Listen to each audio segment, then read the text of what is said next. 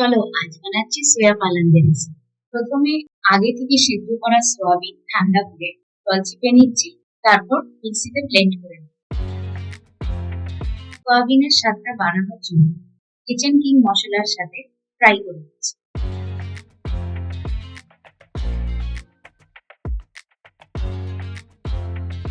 এবার আলাদা একটা কড়াইতে হিং ফোড়ন দিয়ে আগে থেকে পালং শাকটাকে গরম জলে একটু সেদ্ধ করে সাথে সাথে ঠান্ডা জলে চুবিয়ে দিচ্ছি। তারপর মিক্সারে পালং শাক আর কাঁচা লঙ্কা দিয়ে এই গ্রিন পেস্টটা বানিয়ে নিচ্ছি। এই পেস্টটা ঢেলে দিয়েছি, তারপর নুন আর একটু বাটার অ্যাড করে নেড়ে নিচ্ছি।